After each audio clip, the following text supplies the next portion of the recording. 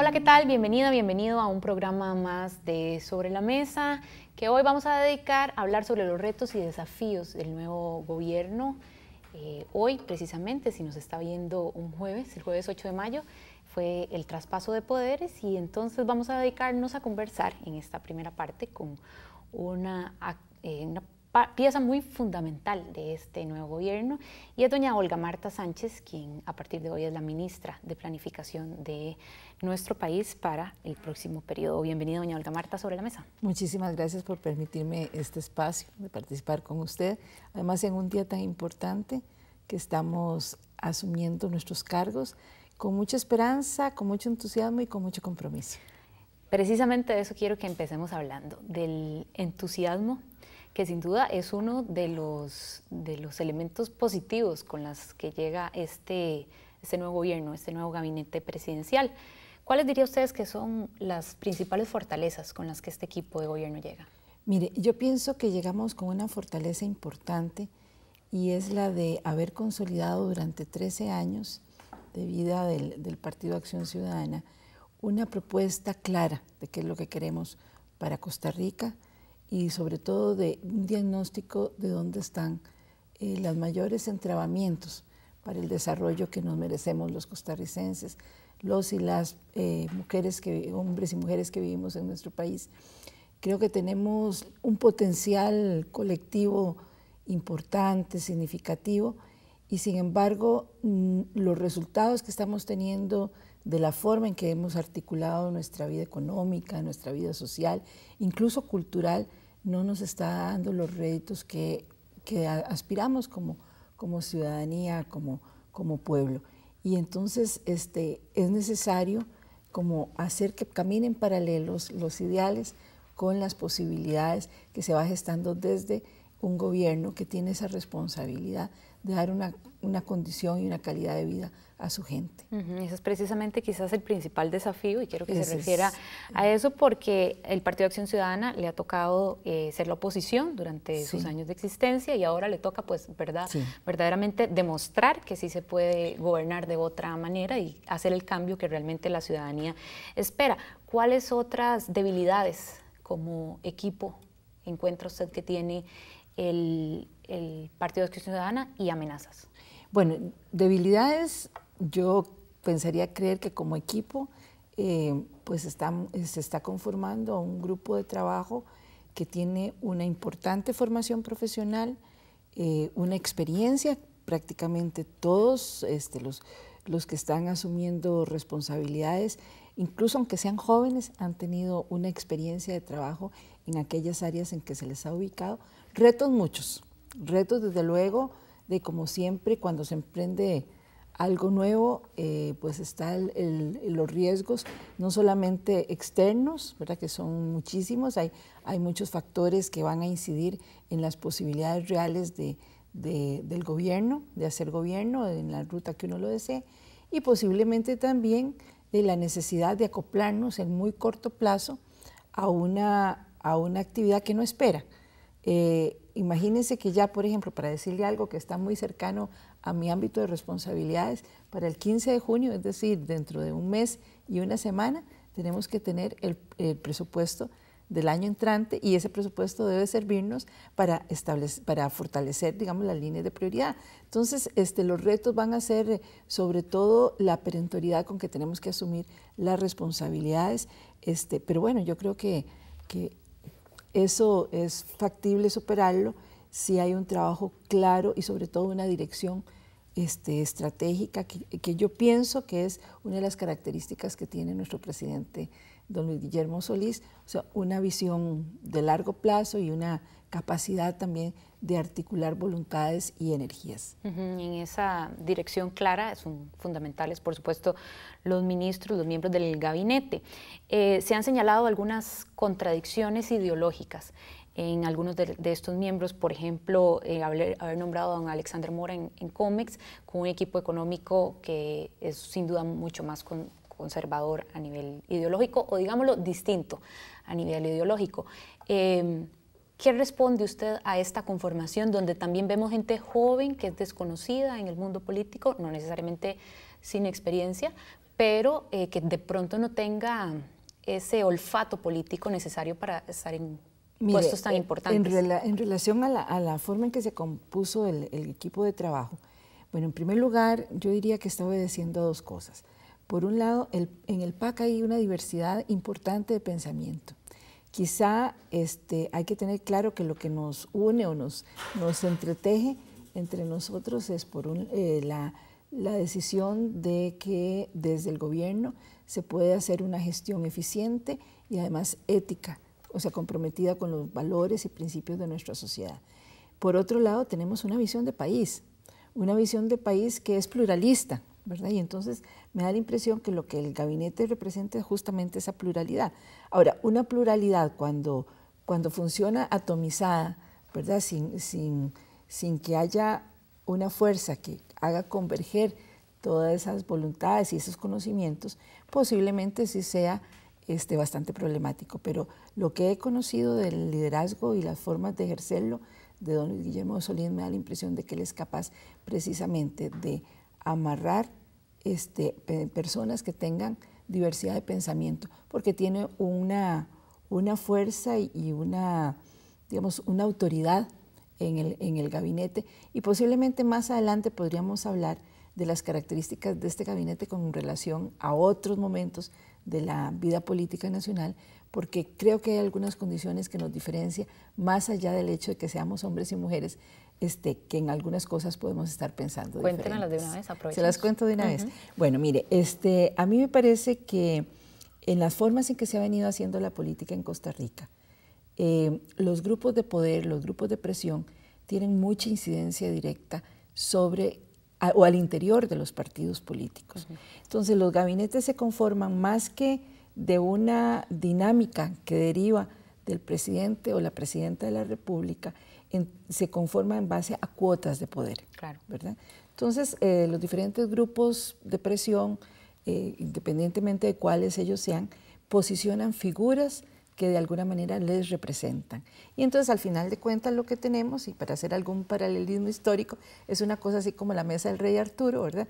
Donde están los señores feudales que tienen un poder que les deriva de su propia fuerza política o del sector que los apoya, y una persona que tiene un compromiso de articular un gobierno, sin embargo se encuentra, con que hay poderes, llamémoslos fácticos, que se expresan en su gabinete y que muchas veces no obedecen la direccionalidad de quien ocupa el Ejecutivo. Me parece que es una de las problemáticas difíciles que han enfrentado, independientemente de cuáles sean los partidos de los que provengan los presidentes y la presidenta que recién está concluyendo su periodo. En nuestro caso creo que hay una diferencia ahí. Para seguir hablando en ese sentido, las élites nacionales y también las centroamericanas están acostumbradas a lidiar con gobiernos del bipartidismo, con una cierta manera de ejercer el poder, y ahora, bueno, se van a encontrar con un nuevo gobierno.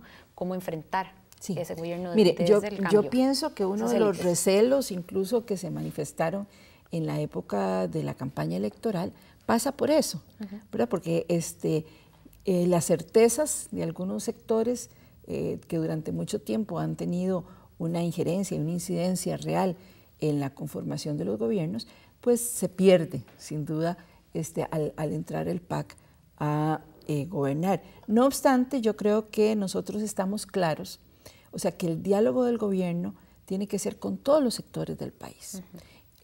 Y pasa, desde los sectores populares y sus organizaciones hasta los sectores de gobierno, del sector financiero, de los empresarios, de los industriales, los sectores relacionados con las actividades económicas a nivel global, a nivel internacional. Y eso lo tenemos muy claro, que para gobernar tenemos que abrir diálogo con todos los sectores y agendas de trabajo y de negociación. Posiblemente en algunas cosas estaremos de acuerdo, posiblemente en otras no, pero en la medida en que haya transparencia y haya claridad en esas mesas, creo que la confianza va surgiendo. Bueno, todos estos temas sin duda hay que darles tiempo para ver cómo se van desarrollando. Pero usted ya ha tenido algunos días en el Ministerio de Planificación, ya ha podido conocer un poco, de eso quiero que hablemos en el próximo bloque. Estamos en Sobre la Mesa analizando los retos y las perspectivas de la nueva administración, del nuevo gobierno. No se vaya, ya volvemos.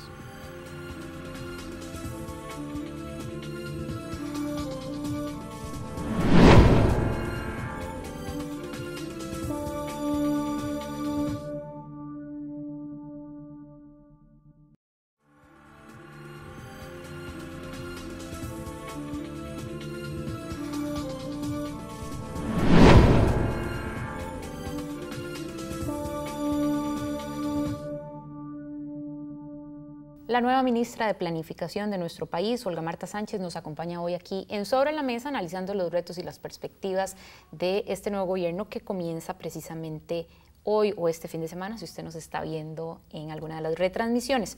Doña Olga Marta, usted ya ha podido tener unos días en el Ministerio de Planificación, conociendo a quienes ahí trabajan. Cuénteme qué tal ha sido su experiencia, sobre todo en lo que concierne a los mandos medios, que sin duda son importantísimos para hacer gobierno. Sí, mire, yo he tenido la oportunidad en los últimos 15 días prácticamente de poderme reunir primeramente con el conjunto de las jefaturas del ministerio y de recibir de ellos un primer informe. No puedo decir que de estado de situación, porque creo que eso requiere, digamos, una mirada más a profundidad y sobre todo, digamos, direccionada desde el ministerio o el ministro propiamente, o la ministra en este caso, hacia lo que se hace. Pero sí un primer acercamiento de cuáles son los asuntos fundamentales que trabaja cada área y sobre todo las agendas de trabajo que en este momento tenemos. Encuentro en el Ministerio de Planificación, y he de decir que además me encuentro ligada profesionalmente a muchos de ellos, de los funcionarios, pues por las tareas que realizaba cotidianamente en mi actividad universitaria y profesional. Sé que hay experiencia, hay claridad. Ahora también he encontrado, digamos, una cierta limitación en términos de que el Ministerio de Planificación fue muy golpeado durante el proceso en que hubo una dura política de disminución y marginación del Estado en el ámbito de las decisiones de política económica, de política social. Y entonces ha quedado diezmado en términos de la capacidad instalada que tenía anteriormente. Muchos de sus funcionarios migraron allá por los años 90 hacia otras instituciones, llevándose consigo un bagaje de conocimiento y de experiencia que hoy día lo que hace es ver que hay un colectivo de profesionales, quizá los menos, ya consolidados en su experiencia, y un grupo de jóvenes profesionales que están irrumpiendo en la vida institucional, pero que todavía requieren, digamos, madurar más para conformar ese grupo de trabajo que además tiene una responsabilidad muy grande.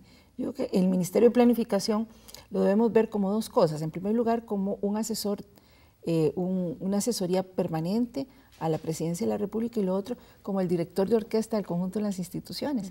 Entonces, sin duda, yo creo que hay que fortalecer de nuevo no solamente el papel de la planificación, sino el mismo Ministerio de Planificación en términos de su capacidad de acompañamiento y de orientación metodológica hacia la administración pública.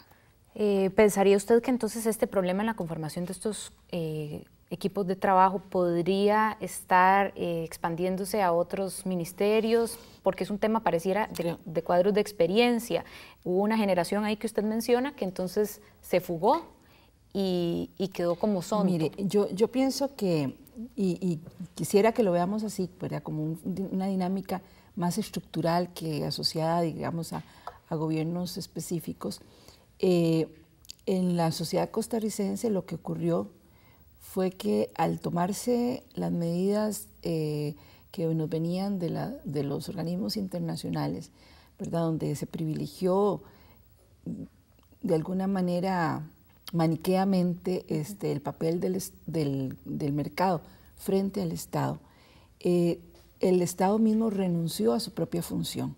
Y esa renuncia a la función no solamente era ideológica, sino también en términos de debilitar sus propias instituciones. Hoy día el panorama ha cambiado, sin embargo, estamos teniendo los resabios de esa fase, y eso ha permitido de alguna manera que se vaya constituyendo un mundo paralelo donde lo público se vuelve privado, ¿verdad? Y muchas de las tareas estatales pasan a instancias, ONGs, grupos, digamos, de consultores, etcétera, cuando antes eran funciones que se desempeñaban, no solamente se dirigían, sino que se desempeñaban desde el Estado mismo. En ese sentido, ¿cómo moderar la expectativa ciudadana, la alta expectativa ciudadana que hay ante este gobierno, un apoyo masivo de 1.300.000 ciudadanos que votaron por don Luis Guillermo Solís, ante un panorama tan complicado?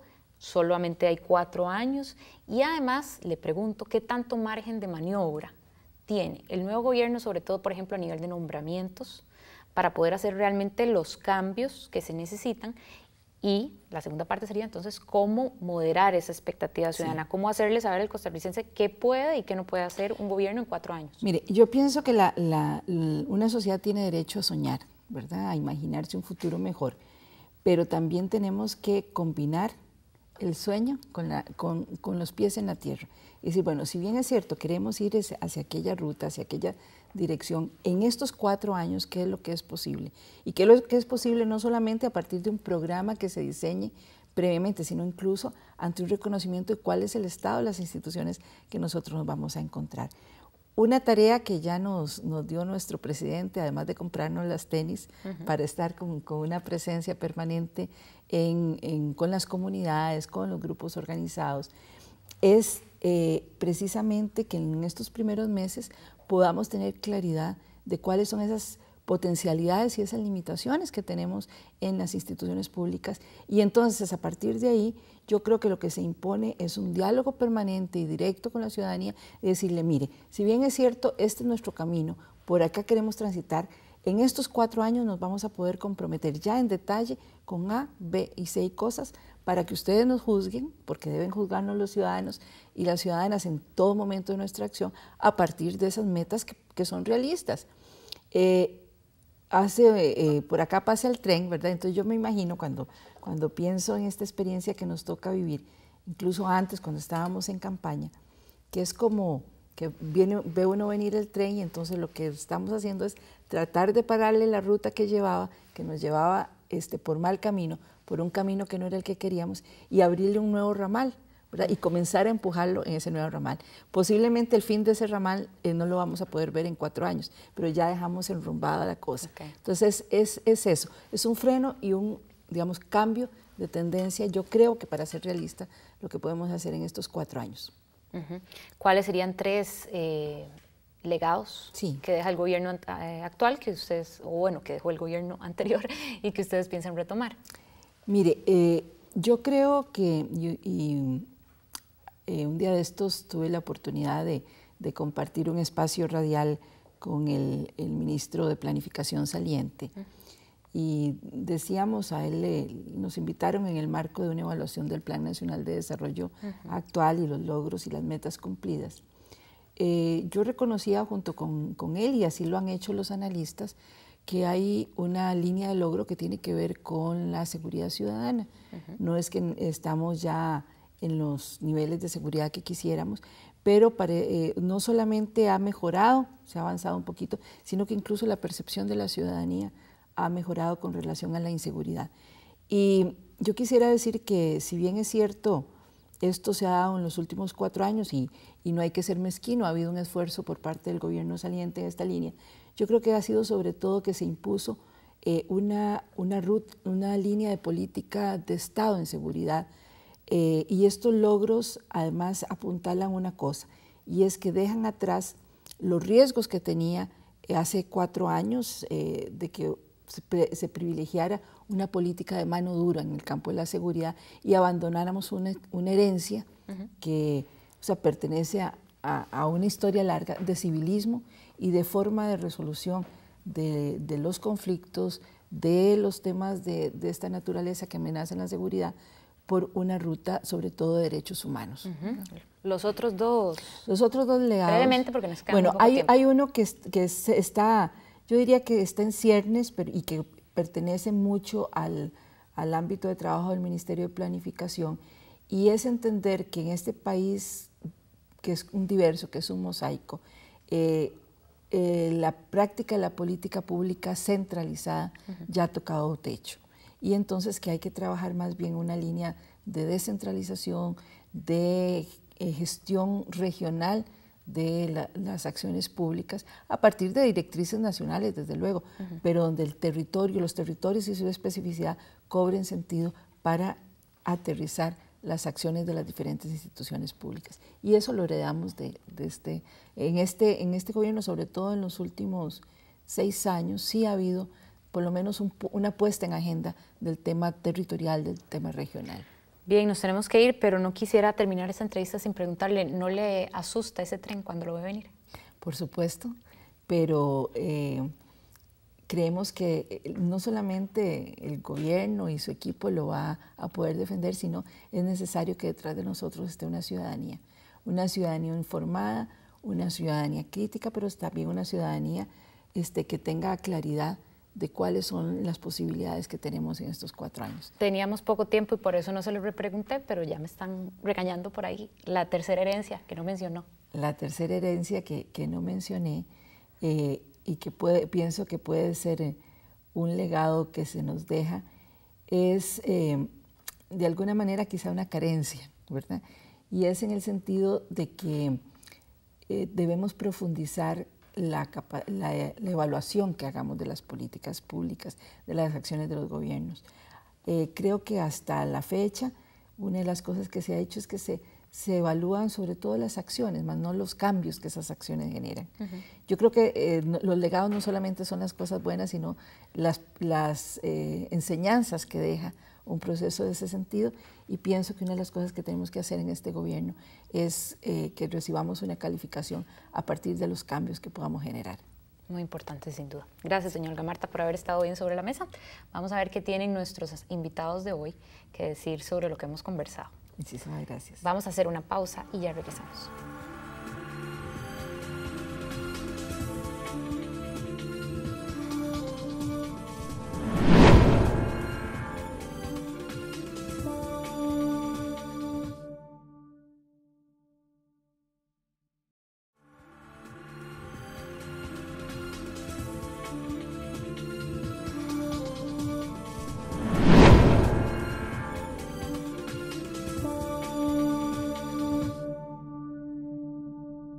Continuamos el programa de esta semana, en el cual hemos colocado sobre la mesa la discusión sobre los desafíos, las restricciones inclusive que podría estar enfrentando la administración entrante Solís Rivera. Para continuar con el análisis nos acompañan pues 2 invitados, una invitada y un invitado. Presento a Ilka Treminio, quien es politóloga, forma parte del Centro de Investigación y Estudios Políticos de la Universidad de Costa Rica. También nos acompaña Esteban Arias, quien es periodista, se ha desempeñado varios años en la investigación de grupos económicos. A los dos les agradezco mucho que nos acompañen en esta oportunidad. Luego de la conversación que tuvo Natalia con la ministra Sánchez, podríamos pensar entonces, Ilka, que la próxima administración de alguna manera va a caminar por un campo minado. ¿Podríamos utilizar esa idea? Bueno, no podríamos saber cómo va a ser el campo sobre el que va a caminar, pero sí podemos saber lo que están haciendo para evitarlo, ¿verdad? Lo que están haciendo para desactivar las minas potenciales de cara por lo menos a lo que ha sido la formación del gabinete. Y yo creo que eso sí es sobre lo que podríamos reflexionar. ¿Qué precauciones le parece a usted que están tomando, por ejemplo, ahora que cita el tema del gabinete? Bueno, lo principal que me parece a mí muy destacable de lo que ha sido la formación de gobierno es quizá que Costa Rica nunca se ha enfrentado a un sistema en el cual se tenga que formar gabinetes multicolor, por así decirlo, ¿verdad? Los partidos políticos siempre han tenido un gabinete mayoritario y por lo tanto no han tenido la necesidad de hacer este tipo de formaciones pluripartidistas o como se quieran denominar. Yo creo que ese es el primer paso. Pero los distintos llamados que ha hecho el presidente electo Luis Guillermo Solís sí van en esa línea, en el cual no se restringe a una convocatoria netamente partidaria, o sea, podríamos decir que no hay figuras PAC químicamente puras, sino que por el contrario se ha abierto y se han incorporado nuevas, digamos, caras que no han sido reconocidas como partidarias. Precisamente lo que quiero decir es, si Costa Rica no estaba acostumbrada a esto y en esta ocasión el presidente ya electo, Luis Guillermo Solís, ha tenido que iniciar una ruta de aprendizaje en este sentido. Entonces la conformación del gabinete es la primera pieza, la pieza esencial para desactivar lo que usted denomina como un campo minado, para desactivar eso. ¿Cómo lo ha hecho? Bueno, conformando un gabinete que está compuesto por diferentes sectores, por diferentes filiaciones partidistas anteriores y por otras figuras de carácter mucho más técnico. Esteban, podríamos decir, por ejemplo, que se envían mensajes a grupos de interés, a grupos específicos de la sociedad costarricense con la conformación y los distintos llamados que ha realizado el presidente. Yo diría que sí, que se mandan algunos mensajes, pero también se trazan algunas líneas de acción que quedan claras por parte de este gobierno. Hablemos de las dos cosas, de los mensajes y de las líneas. Empecemos por los mensajes. Yo diría que uno de los mensajes importantes que se le manda es en la línea de la ética y la lucha contra la corrupción. Ahí yo creo que el PAC va a enfrentar una dura tarea en diferentes niveles.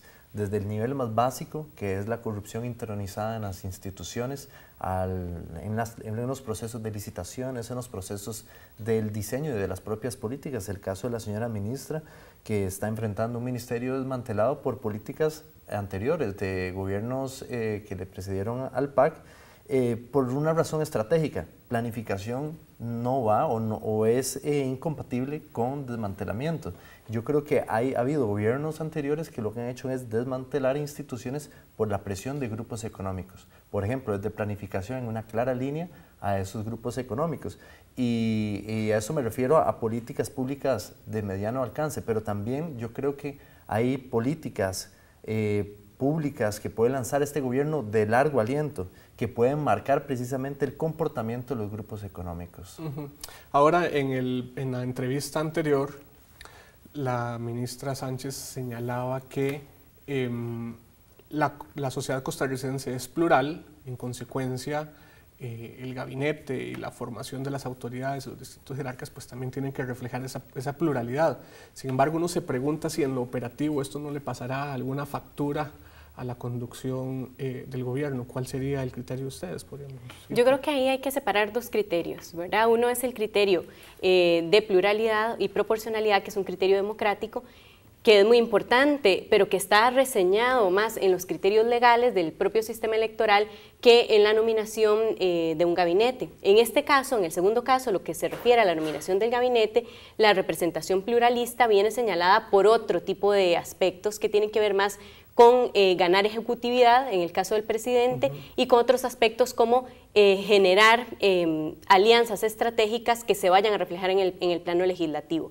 El nombramiento de un gabinete siempre es un lazo estrecho entre el Poder Ejecutivo y el Poder Legislativo, no son separados, ¿verdad? Es un proceso que permite de alguna manera anticipar cómo van a ser las coaliciones y las alianzas estratégicas. De hecho, en ciencia política existen análisis como el índice de congruencia partidista, que es un índice que se ha probado en países que tienen mucha más madurez en formación de coaliciones, y ahí se puede ver cómo se refleja perfectamente las fracciones mayoritarias con representación en un ejecutivo en el escenario legislativo. Y esto se puede reflejar y se puede anticipar, se podía anticipar de hecho antes del escenario de elección del directorio en el Parlamento, cuando podíamos ver cuántas personas venían de representación, por ejemplo, de la Unidad Social Cristiana. El observar esa composición permite anticipar cuál va a ser la coalición ganadora o la coalición a la que se está apostando. Sí, eso en ese nivel. Y Esteban, en el nivel más de grupos, poderes fácticos, llamémosle, de la sociedad costarricense, ¿cuáles son como algunos guiños, por decirlo así,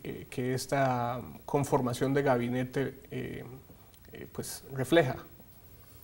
Yo siento que, por ejemplo, en comercio exterior el tema del nombramiento de Alexander Mora me parece que es un señalamiento a ese sector económico que opera en el país, que tampoco el cambio va a ser antagónico o que el cambio vaya a afectar tal vez algunas de las actividades económicas que se están realizando. Yo creo que eso se hizo en el marco también de una situación particular, como por ejemplo la salida de Intel y otros factores que estaban tal vez afectando al país cuando se estaba nombrando, digamos, ese tipo de puestos o la primera entrega del gabinete.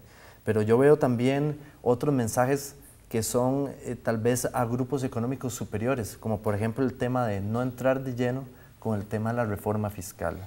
Yo creo que aquí estamos enfrentando un tema que es medular para el país, pero el abordamiento tiene que ser con mucho cuidado, porque a grupos o a gobiernos anteriores han chocado de frente con los grupos económicos que bloquean las oportunidades de una reforma fiscal, y ellos, con el músculo tal vez de algunos medios de comunicación que tampoco les favorece la reforma fiscal, han podido tergiversar esta discusión y llevarla de una discusión integral para el país a transformarla en una discusión donde casi que se le está hablando que se le ponen impuestos a cortarse el cabello, cuando en realidad se está hablando de que aquí hay 5 actores económicos que son capaces de evadir más de 290.000 millones de colones al año, y lo hacen por medio de bancos privados que puentean sus dineros y los tiran en islas que son paraísos fiscales, y por lo cual una reforma fiscal es determinante, porque no se vale hacer riqueza en el país de una forma en que no se distribuye esa riqueza también al mismo tiempo. Entonces yo creo que ahí hay un tema también medular. ¿Y se están tomando las previsiones yo diría para que, enfrentar esta situación que se está planteando? Si el gobierno está dándose un tiempo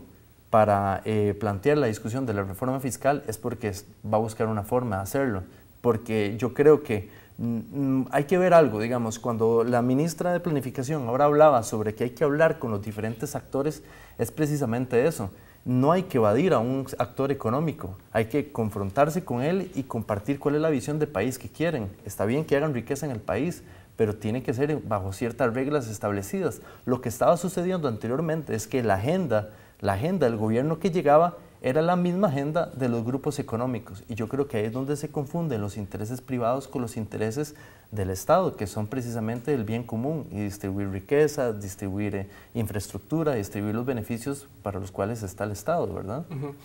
Me gustaría introducir un tema y hacer un pequeño viraje en la conversación que estamos teniendo. El Semanario Universidad hace más o menos 2 semanas anuncia en su primera portada, en su primera página, cómo la administración actual realiza un conjunto de nombramientos en distintas instituciones. A la par de eso, rescato que la actual administración también renovó las concesiones de transporte público de manera anticipada. Estaban previstas para el mes de septiembre y las realizó en el mes de marzo. Podríamos decir que de alguna manera esta próxima administración inicia con linderos relativamente estrechos, precisamente por la herencia que le deja la administración anterior. ¿Y qué consecuencias podría tener eso, Ilka? Hay oportunidad de muchas cosas en realidad. El iniciar un gobierno que es un gobierno que va a significar un cambio importante en el manejo institucional, en la negociación, en la forma de hacer política en este país, puede generar una gestión adecuada de esa herencia, o por el contrario, puede, digamos, verse preso de esa herencia. Depende muchísimo de cómo ellos van a lograr establecer una gestión adecuada, digamos, cómo van a permitir entablar con los grupos un proceso de negociación. En esto es fundamental lo que se está negociando ahora, que es la famosa agenda de consenso, ¿verdad? Si el gobierno decide salirse de un proceso de utilizar las políticas estratégicas como moneda de cambio, es posible que se logre establecer políticas que son estratégicas, como algunas que se han mencionado, y superar, digamos, ese estancamiento que hay y esa herencia que menciona usted, que es un lastre, digamos, en términos de la eficiencia de la gestión política del país. Ahora bien, si se cae en esa trampa de negociar con grupos parlamentarios que tienen únicamente 1 o 2 temas en agenda, y que es para lo que han llegado al escenario legislativo, entonces se van a encontrar entrar a un escenario de absoluto estancamiento en donde lo que se va a seguir haciendo es negociar permanentemente durante las 4 legislaturas sobre los temas que a esos grupos les interesan a cambio de votos en otras, digamos, agendas de aprobación que quizás son más urgentes, pero que son de menos profundidad, de menos ruptura, de menos negociación y de menos alcance político, como la reforma fiscal que mencionaba anteriormente Esteban. Yo cuando usted habla de linderos, yo creo que esos linderos se van a ampliar conforme el Partido Acción Ciudadana logre establecer políticas claras que transformen la forma de la toma de decisiones en temas estratégicos. Por ejemplo, ahora que usted habla en infraestructura, yo creo que el país va a conocer por primera vez cuánto se invierte aquí en infraestructura, porque la gente dice que no se invierte en infraestructura, pero el Semanario Universidad ha dicho que aquí se invierte más de 900 millones de dólares en los últimos 4 años, por ejemplo, en infraestructura. ¿Dónde está? No necesariamente está construida. Yo creo que ese tipo de linderos que se van a ampliar conforme políticas más claras van a permitirle a, ¿cómo se llama?, al PAC en el gobierno con este cambio, y me refiero al PAC porque es el cambio de política que hay, ¿verdad? Son nuevos políticos que están intentando generar un nuevo modelo, como decía la señora ministra, van a tratar de guiar el tren hacia un lado, ¿verdad? Un lado distinto al que estaba tomando. Yo creo que si se logra pactar, si se logra negociar con los grupos económicos que son actores aquí, se va a permitir generar inversiones de mejor calidad y de mejor tipo que le beneficien al país en infraestructura, en energía, que es otro gran tema, en materia ambiental. Digamos, yo creo que una de las formas más fáciles de explicarle al país una política pública o la eficiencia de una política pública de largo aliento es en el tema ambiental, porque yo siento que el modelo de turismo, si usted analiza los grupos económicos, el modelo de turismo que se ha implementado en el país pudiera ser uno de los mejores ejemplos donde se podría enrutar hacia un turismo de biodiversidad y no dejar tal vez la estela de daño ambiental que está ocasionando el tipo de turismo que se está realizando en este momento. Dejemos la discusión sobre los temas puntuales, estratégicos, que eventualmente podrían convertirse en terreno minado, por el contrario, en amarras virtuosas de la sociedad para el próximo bloque. Estamos, o más bien en esta oportunidad, colocamos sobre la mesa la discusión relacionada con las oportunidades, desafíos, restricciones que podría estar enfrentando esta administración que precisamente inicia el día de hoy. Vamos a un corte y ya regresamos.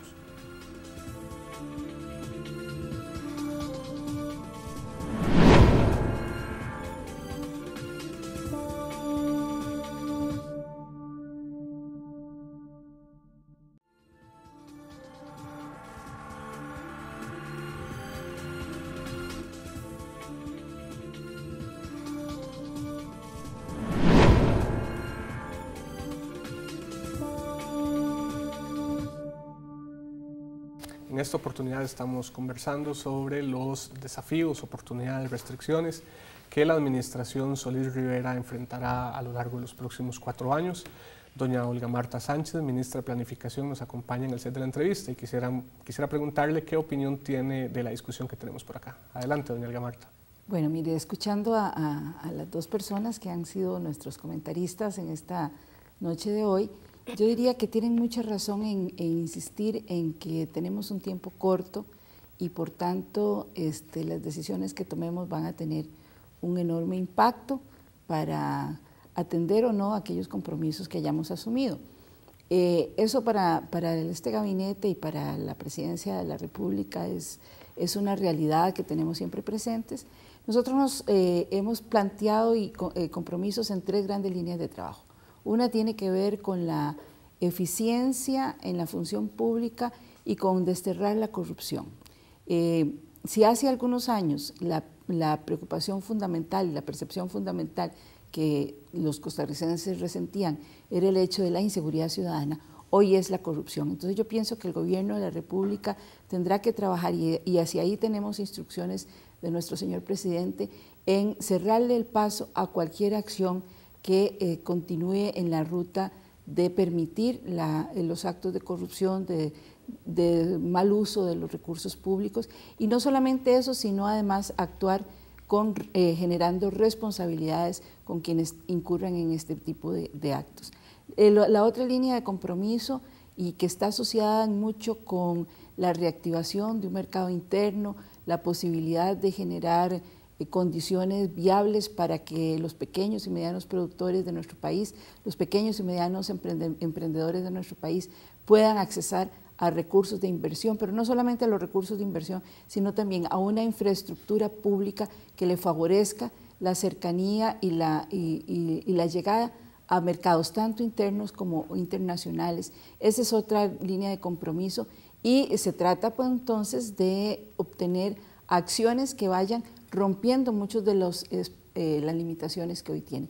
Y el tercer gran compromiso que va a direccionar nuestro quehacer tiene que ver con una situación que la sociedad costarricense lamenta y resiente mucho, que es la profundización de la desigualdad y el hecho de que no hayamos podido atender como se debe la disminución de la pobreza y particularmente de la pobreza extrema.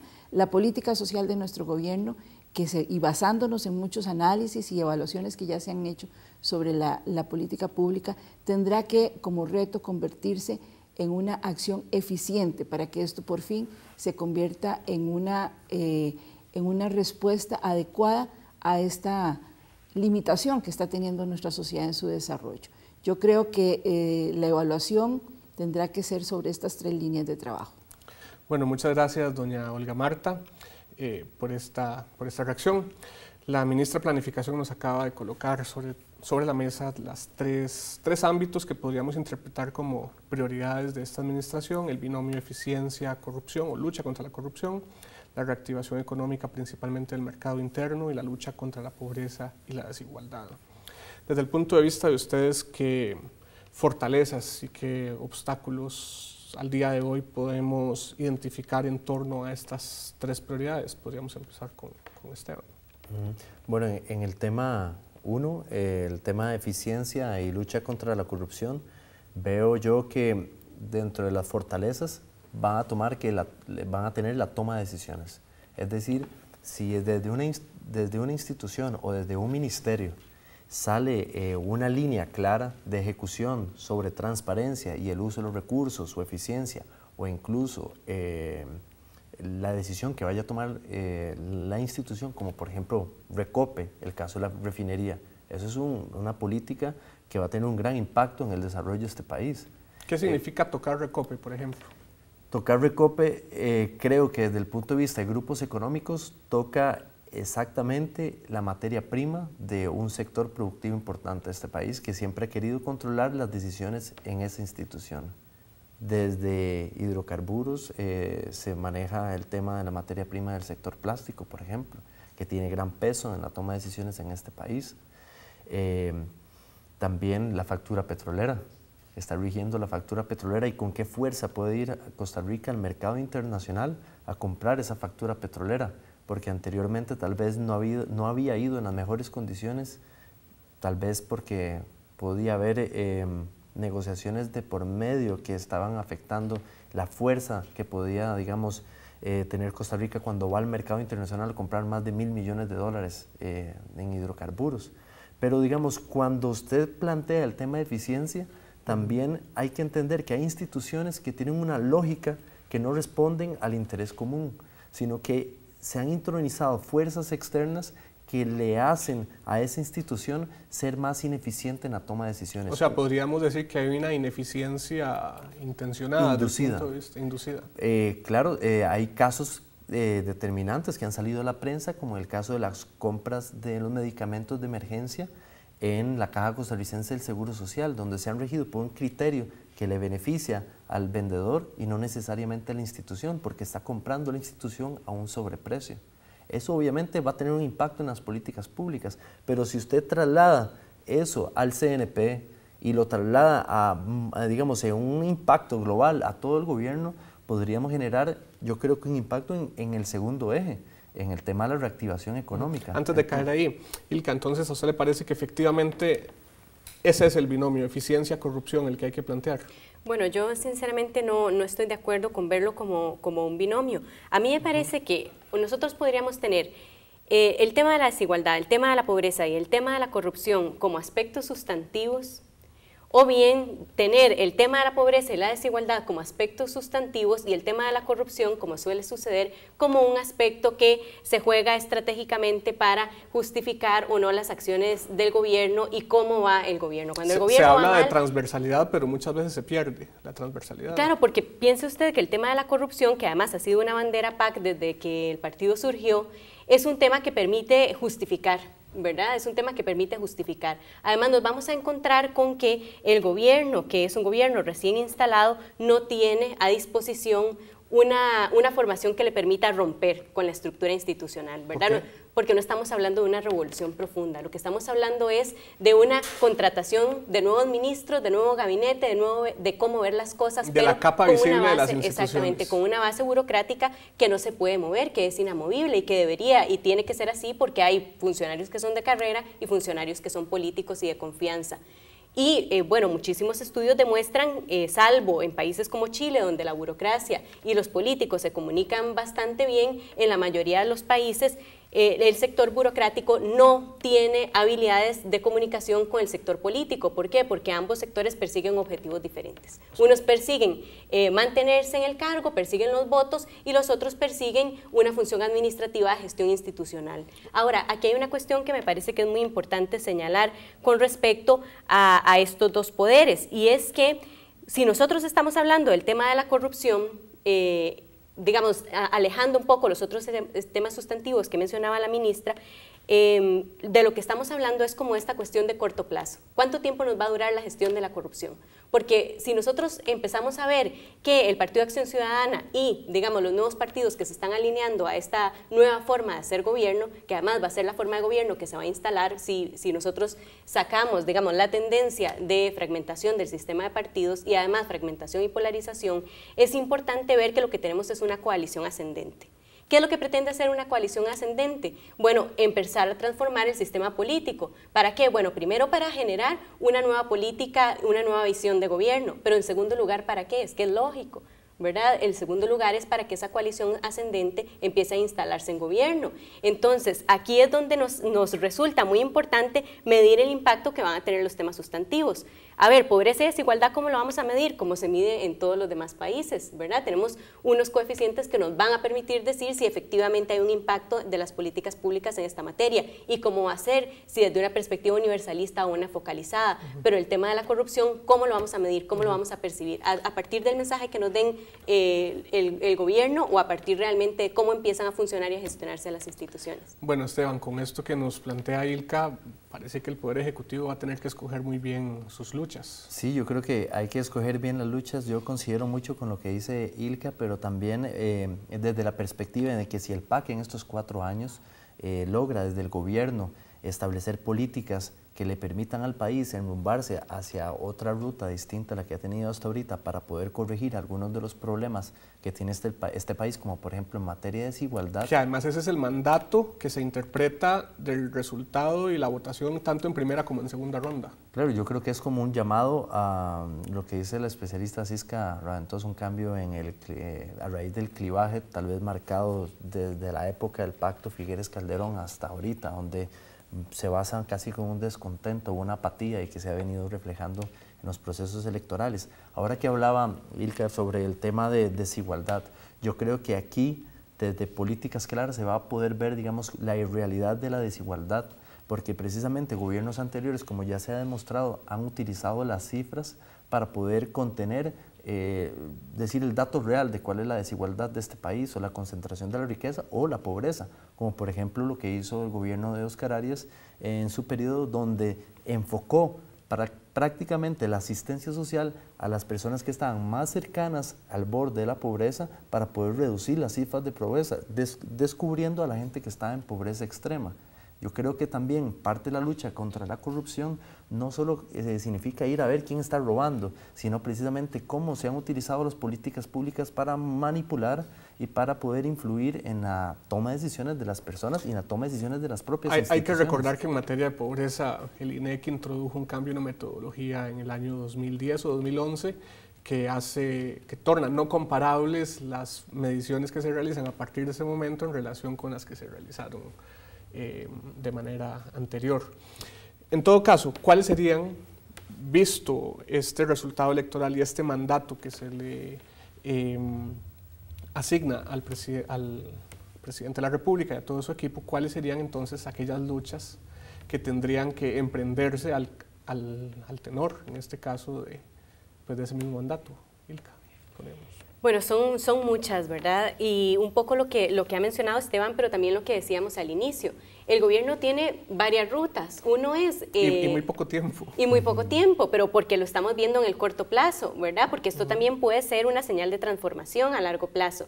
Entonces, puede tomar esta oportunidad como una oportunidad para hacer transformaciones importantes, sustantivas, o puede quedarse en una discusión superficial con monedas de cambio en muchos otros temas para seguir negociando y simplemente seguir viendo la política como un juego. En algún momento leí una entrevista que le hicieron al ahora presidente Luis Guillermo Solís, y él mencionaba que su gobierno sería algo similar al de Fernando Henrique Cardoso en Brasil, que le generó las condiciones de estabilización adecuadas para que tuviera un despegue económico no en su administración, sino en la de Lula. Bueno, compararse con Fernando Enrique tiene también sus bemoles. No, claro, pero me refiero a la parte relacionada con estabilización. Bueno, claro, pero es muy importante ver que Fernando Enrique era una gran promesa académica que terminó decepcionando a sectores muy importantes y, lo peor, a los sectores base social de su propio partido político. ¿Será porque no tuvo demostraciones de resultados propiamente en su administración? ¿Sería ese un riesgo de esta administración? Yo creo que ese pudiera ser un riesgo, pero al mismo tiempo, si el PAC no plantea en esta ventana de oportunidad políticas de largo aliento, se puede quedar corto, porque precisamente yo creo que el éxito de ese partido político, el Partido de Acción Ciudadana, en el gobierno, es demostrar que pudiera plantear una nueva ruta, aunque sean las bases. Yo creo que aquí no hay que ser cortoplacista. Si el Partido de Acción Ciudadana está llegando al gobierno, yo preferiría que pensara en tener la oportunidad para transformar el futuro de este país y no el futuro de su permanencia en el gabinete o repetir gobierno. Sin embargo, no hay que perder de vista que al final de cuentas se trata pues también de partidos políticos. Y lo menciono porque la primera vez que el Partido Unidad Social Cristiana llega al poder, bueno, es en 1990, bajo esa divisa, Partido Unidad Social Cristiana, y recuerdo que el ministro de Planificación, Carlos Pagán, en aquella oportunidad, le llegan informes en el que se le plantea la necesidad de intervenir el régimen del Magisterio Nacional. Pero recordamos que esa intervención no se dio en esa administración, se dio en la administración Figueres Olsen. De hecho, tanto es así que esa administración, la de Calderón Guardia, no tocó ese tema. Desde mi silla yo interpreto una postergación asociada a ser partido primerizo en el poder, ¿verdad? ¿Qué quedaría? Nuevamente retomo la pregunta. ¿Cómo resuelve ese dilema el Partido de Acción Ciudadana de solventar expectativas frente a cambios que podrían generarle un alto costo político y además frente a las necesidades de tener resultados plausibles a una base electoral pues que va a demandar resultados en función del apoyo dado en la elección? Yo creo que ahí, perdón Ilka, la interrupción, siento que el éxito de este gobierno va a ser en la forma y en el tiempo en que plantee los retos que tiene que resolver. Indudablemente el tema credibilidad y transparencia para mí es determinante. Y comunicación. Y comunicación, porque muchas de las grandes luchas en este país no se van a poder dar si la población en general no entiende qué es lo que se está discutiendo. En temas básicos como energía, reforma fiscal, infraestructura y distribución de la riqueza, que son ejes que el Partido Acción Ciudadana ha dicho que le interesan demasiado, pero la gente necesita entender la verdadera discusión, que por alguna razón la verdadera discusión, la discusión de fondo, se ha pospuesto, porque precisamente desde la lectura que yo hago por la especialidad que he hecho es de grupos económicos que no han permitido que este país discuta los verdaderos asuntos. Y me recuerda una frase de Noam Chomsky que dice que mientras una élite especializada se encarga los verdaderos asuntos, el pueblo es guiado a veces como un rebaño desconcertado por los medios de comunicación, en muchas veces. Entonces, creo que hay una gran lucha que tiene el Partido de Acción Ciudadana desde gobierno para poder hacer esa agenda de transformación. Ilka, para ir cerrando. Sí, justamente quisiera, digamos, enganchar con lo que ha dicho Esteban sobre el papel del liderazgo, ¿verdad? Aquí lo esencial es cómo hacer el liderazgo del presidente. No tiene por qué ser una acción inmediata, un resultado inmediato. ¿verdad? Aunque estamos hablando de que el periodo de gobierno es un periodo corto, el liderazgo de él va a determinar mucho los resultados que van a establecer. Y aquí además me gustaría hacer una acotación muy importante, y es que vamos a estrenar elecciones a medio periodo. ¿Qué quiere decir eso? Que eso va a ser un elecciones ruido, municipales. Claro, elecciones municipales de medio periodo, pero siguen siendo elecciones, y las elecciones de medio periodo suelen interpretarse como plebiscitos también que cortan el balance de la popularidad, y eso puede implicar, digamos, algunos ruidos en ese matiz que va a ejercer el liderazgo del presidente. Entonces, ¿a qué va a apostar el presidente? ¿A un liderazgo que tenga que ver con resultados al mediano plazo o a la respuesta inmediata de los medios de comunicación, del descontento que se pueda generar en grupos específicos? ¿Cómo va a hacer esa apuesta? ¿Cómo lo va a manejar? ¿O cómo va a hacer un balance en temas concretos? Bueno, yo creo que la contestación a todas esas preguntas las iremos viendo conforme vaya madurando esta administración. Yo sé que se quedaron muchos temas, eso siempre nos pasa en este espacio. Sin duda los volveremos a invitar en futuras oportunidades. A los dos les agradezco mucho que nos hayan acompañado. Muchas gracias. Natalia, cuéntenos qué nos espera la próxima semana. Gracias, Luis Emilio. Desde hace poco más de un año, el Centro de Investigación y Estudios Políticos y el Canal Universitario se han unido en este esfuerzo por llevar cada semana hasta sus hogares este programa Sobre la Mesa.